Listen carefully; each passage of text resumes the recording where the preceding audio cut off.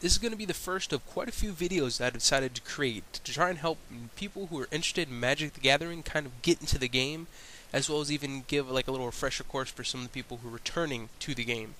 This first video is entitled The Basics because that's exactly what it's going to be about. It's going to give you an idea of what Magic the Gathering is, what you're going to need to play, and even just some basic concepts, as to where some of the future videos are going to go over some of the more advanced concepts of the game. For those of you who are wondering what is Magic the Gathering, it is a trading card game to where you are thrust into the role of a planeswalker, who is an all-powerful being who's able to traverse the many different planes of existence, summon many different creatures to do their bidding, as well as wield many powerful spells. And the whole concept of the game is that you're facing off against other planeswalkers who are also players in order to see who exactly is the best. Now it's a game that can be played both competitively but also for fun. In order to play the game, there's going to be quite a few things you're going to need. Obviously, you're going to need cards to play. There's many different ways to go about getting those cards. You could either buy pre-constructed decks, you could order certain cards online, buy booster packs, or even buy a fat pack, which is generally just a bunch of booster packs in one box. Another good thing to look into are stone counters. They're not a necessity, but a lot of different cards nowadays utilize those counters, and it definitely helps to remember creature buffs, or even charge counters for enchantments or even artifacts. And of course, something you're going to need is also some kind of life counter. Now generally most players use the spin down life counters because they're special D20 dice that are modified to, as they sound, spin down your life. They generally start off with a cool little insignia from the given set that stands for your 20 life, and then works its way down to 1 to where you know you're close to dying.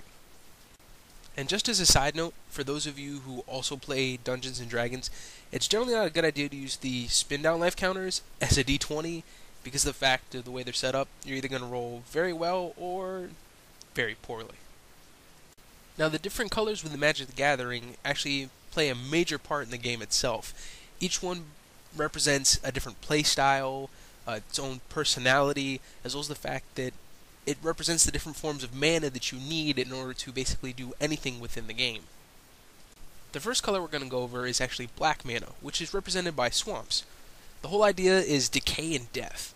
Basically what you're going to try and do with black mana decks is destroy your opponent's creatures, cause them to discard cards from their hands, make them lose life, even raise creatures from the graveyard, put them on the battlefield under your control, or even just force an opponent to sacrifice creatures that they have in their control. From there we have blue mana, which is represented by islands. The whole idea is deceit and intellect. What you're generally going to do with blue mana decks is you're going to try and control the battlefield, counter any kind of spells that are being cast, keep them from basically coming out into play, draw cards in case you need extra ones, or even force your opponent to remove cards from their library, keeping them from getting the cards that they might need against you. Then we have green mana, which is represented by forests. It's all about life and nature.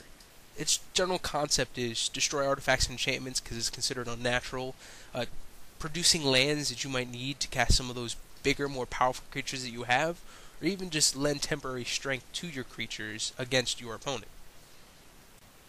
White mana is represented by plains, which its whole concept is protection and order. It's really good at causing things to be exiled, which means it's removed from the game and there's almost no way of bringing it back. Also gaining mass amounts of life, preventing any damage that might happen to you or your creatures. Also restricting the opponent from doing something they might need to do, or even equalizing the playing field, which can really help out if you're feeling overwhelmed. Red mana is represented by mountains. It's all about fury and chaos.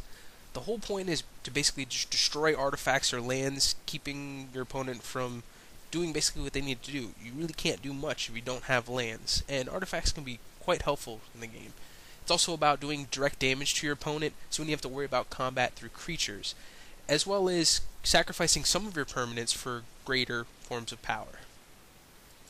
On to my favorite form of mana, which is colorless. Now I know a lot of you are like, wait a minute, how can colorless even be a color? And officially it isn't. But with the Morodin sets, as well as the Rise of the Eldrazi, there's been a huge amount of colorless creatures, artifacts, and other cards that don't go off of any one color. Now the beauty of colorless is it actually can take from any of the other mana pools in order to cast any spells you need to do. and there's even different ways to just produce colorless mana by itself. Its whole idea is to adapt, and it's about freedom. It's ever-changing, capable of doing a lot of the same thing as other colors, and can bypass most color limitations. But as great as it may sound, it also has quite a few drawbacks. There are quite a few different types of cards there within Magic the Gathering. Technically, all cards, with the exception of lands, are considered spells at the time you play them, which means they can be countered via counterspells. With spells, you have instants, which, as they sound, can be played almost instantaneously, depending on the phase that you're in, as well as sorcery, which generally can only be played during your turn. Then you also have permanents, which, as it sounds, are cards that generally stay on the battlefield. They're not just a one-shot use. Which you have your lands, which you need in order to play any of your cards. You have artifacts, which have many cool little abilities. Enchantments, which can work one of two ways. Either they stay as a static ability, which affects everything, or they can be attached to certain creatures or artifacts, or even lands. Then you have creatures, which is basically how most combat is done, as well as the addition of planeswalkers, which are a little bit like creatures, but they have added abilities, and they also make for good defense as well. Here's a basic illustration to give you an idea of how the battlefield is set up. As you can see, there's designated areas for each kind of card as far as your creatures, lands, enchantments and artifacts, your deck, and even your graveyard. The exile pile is kind of just off to the side because the whole idea is it's gone from the game for good. And that just about does it for the basics of Magic the Gathering. Thank you for watching. If you like it, don't forget to click the like button, and please feel free to leave me any comments, but kind of keep them friendly. Until next time.